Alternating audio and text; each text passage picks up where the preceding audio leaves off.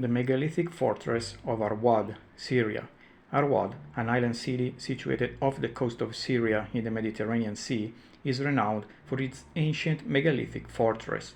A strategic stronghold which has withstood the ravages of time, it offers a fascinating glimpse into the architecture, cultural practices, and historical significance of ancient civilizations in the region. Historical background.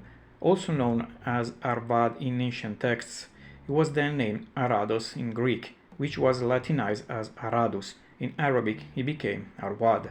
It's also known as Ruadisland. It is one of the most significant archaeological sites in Syria, and its origins date back to the Bronze Age, with the island being continuously inhabited since at least the 3rd millennium BCE. The fortress itself was constructed during the height of Arwad's prominence, around the 1st millennium BCE, reflecting its strategic importance in ancient maritime trade and defense. The island was settled in the 2nd millennium BCE by the Phoenicians. Under their control, it became an independent kingdom, probably called Jazirat, meaning island, or Aynook. The city has been cited as one of the first known examples of a republic in the world, in which the people, rather than a monarch, are described as sovereign. It was a major city-state, and the Phoenicians, known for their seafaring prowess and commercial enterprises, established Arwad as a crucial port city. The island's location, just off the Syrian coast, allowed it to control important maritime routes and engage in trade with various Mediterranean civilizations, including Egypt, Greece, and Rome. The fortress was built during a period of heightened geopolitical tensions and conflicts. The city-state faced threats from neighboring powers, including the Assyrians, Babylonians, and later the Macedonians and Romans. The fortress construction was thus a response to these external pressures and a testament to Arwad's strategic military planning.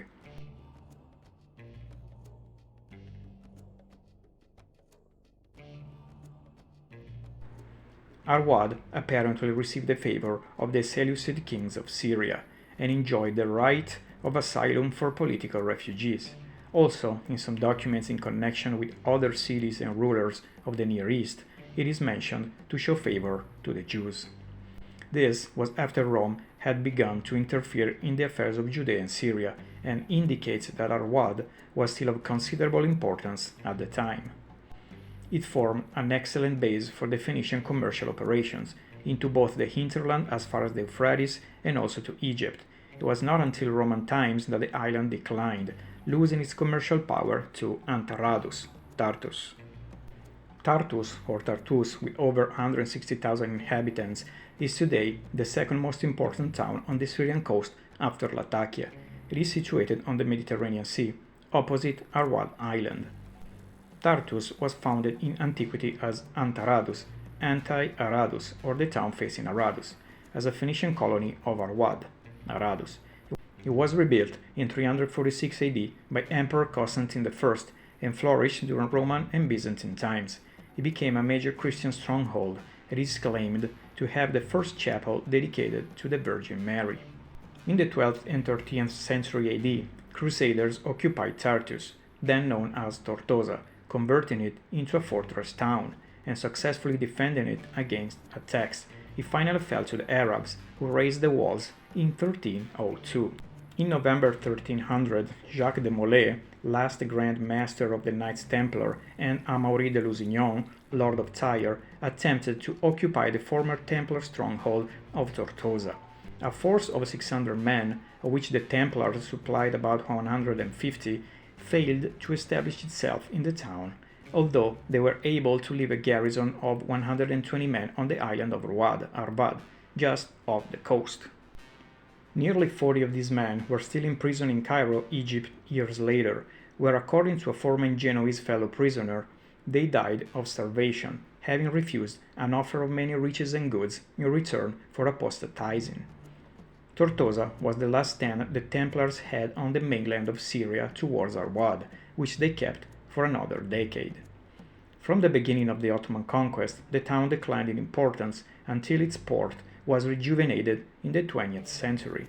Today, there is a Templar castle and an Arab castle, both dating from the 13th century, still to be seen on Arwad, which is now an entirely Arab island dependent for its livelihood on the fishing industry. Arwad can be reached by boat from Tartus. Architectural features.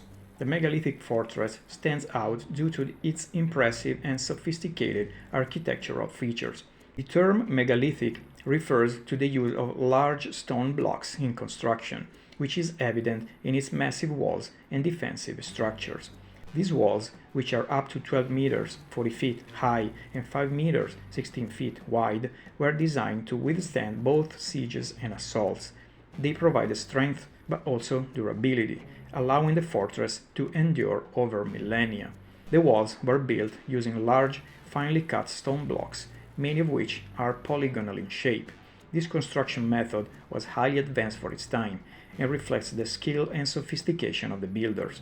They were equipped with towers and bastions at strategic points.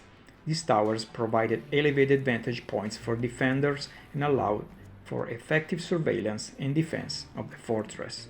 The bastions were designed to enfilade enemy troops, creating a crossfire that was highly effective in repelling attacks. The fortress had multiple gates, each fortified and protected by complex gatehouses. The main gate was particularly elaborate, featuring a series of defensive barriers and traps designed to slow down and confuse attackers. This gate was flanked by two massive towers, each with arrow slits and defensive platforms. Within the walls, the internal layout was organized for both residential and military purposes. The fortress contained living quarters for the garrison, administrative buildings, and storage facilities. The design of the internal spaces reflected a high degree of organization and functionality, ensuring that the fortress could support a prolonged siege if necessary.